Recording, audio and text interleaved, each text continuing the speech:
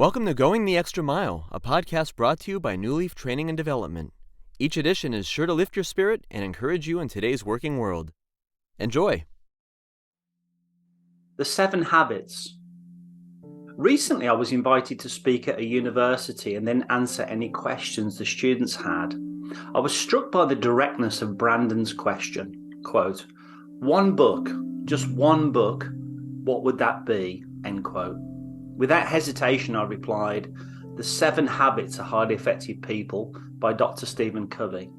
I then gave my summation as to why that one book, which I first read 20 years ago, made such an impact on me and millions of others. I figured it would be useful to do the same here in the hope that it may encourage you to read it or dust it off and let the pages feel the sunshine again. What I like about the 7 Habits is it's common sense organised, and yet sadly, we know that common sense is just not that commonly practiced. Covey has actually been criticised for borrowing from the good book, the Bible, to sell his book, but I don't sense God's going to be suing him for plagiarism.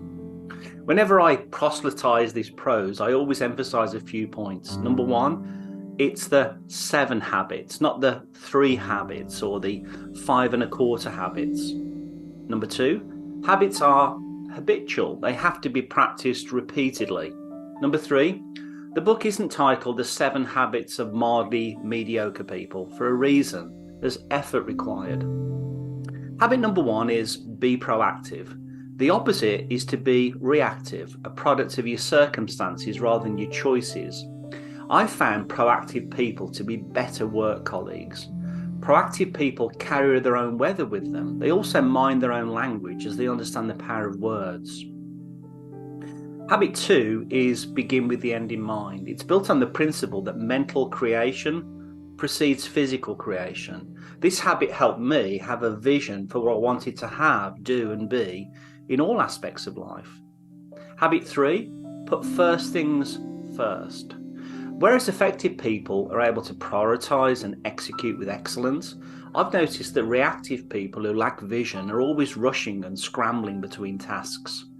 People who don't practice habit 3 get their identity from their busyness and are proud to tell you they're crazy busy. Well, they got half of that right. Habit 3 helped me with prioritisation. Habit 4 is think win-win.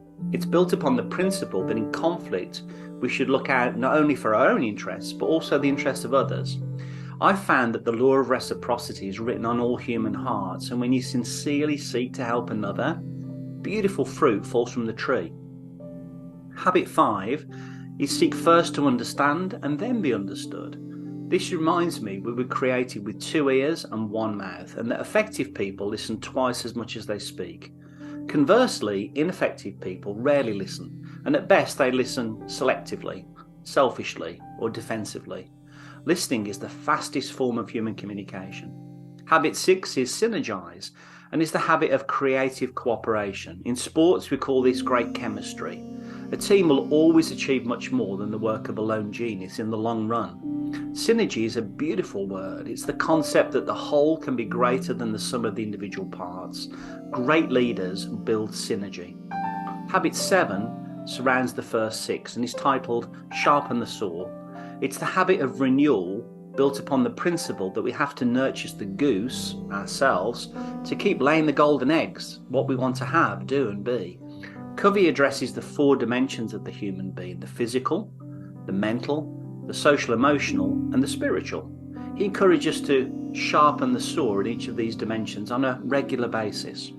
So in summary, Stephen Covey did a superb job building his habits upon the rock of timeless, universal and objective truths, principles that in these times of shifting shadows enable us to follow a light that is trustworthy, not only for the workplace but our lives in general, even if he did borrow them from the good book. I hope you found that short story useful, and if you did, feel free to rate, review, and share this podcast. We'll be back next week with another episode, and we also invite you to check out our other weekly podcast, Take 5, an inspiring interview with a leader worth listening to. Bye for now.